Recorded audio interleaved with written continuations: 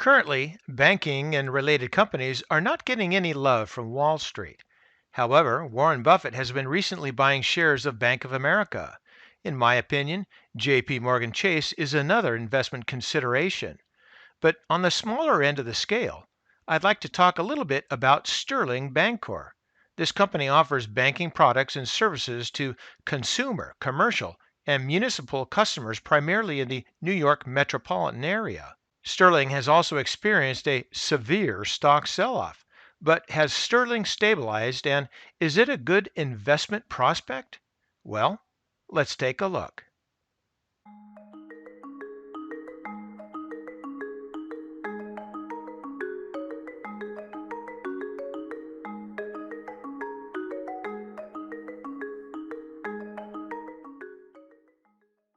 Sterling's operating performance was negatively affected by coronavirus.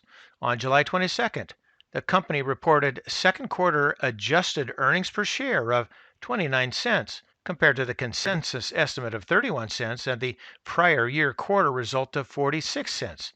The poor showing was due to a $56.6 million credit loss provision, which couldn't be offset by deposit growth of 4.6% or loan growth of 2.9%. The stock significantly underperformed the broader market, falling 46% year to date. Is this sell off overdone?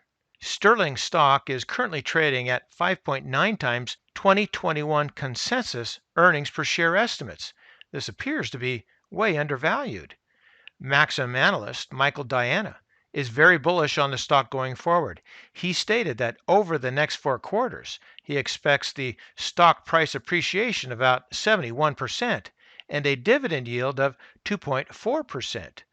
Diana rates Sterling as a buy. He has a $20 per share price target that implies a big upside potential of about 78%.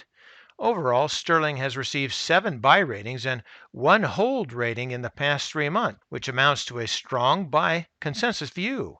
Although the average price target is only $15.33 per share, it still suggests healthy upside potential. But before you buy, let's take a look at our charts. And we're looking at a 20-year monthly chart on Sterling Bancorp, and the symbol is STL. For disclosure purposes, I do not hold any shares of Sterling at this time. Now, looking simply at the price chart from here in 2009, subsequent to that up through into early 2018, we had a very nice move in the stock. But subsequently, it's been pretty ugly all the way down here to this point and then back up to the current level of $11.52 at the close on Wednesday. Now, it looks pretty ugly, but let's take a look further here into some of the oscillators. Now, remember that this price here at $11.52 is above that 2009 low. Into the volume did pick up through that sell-off all the way through here. It did taper down and picked up a little bit here during the recent rise. But moving on down here into the MAC, you can see that the current level of the fast line is at 2.38 and the slow line is at 1.58.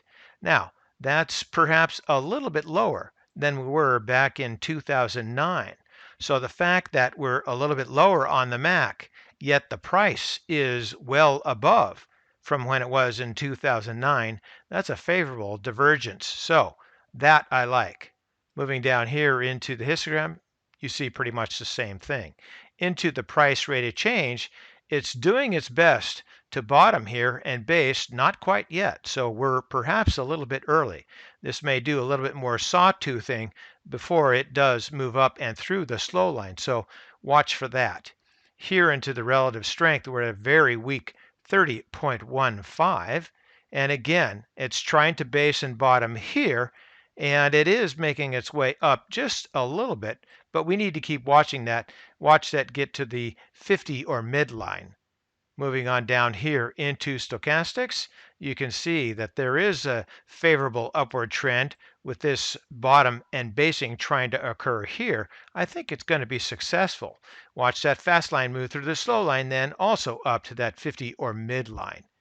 You see the same thing here in the Williams, a larger base and bottom in this area here, but certainly more recently from the downtrend in early or mid-March, from that point up here, it has improved.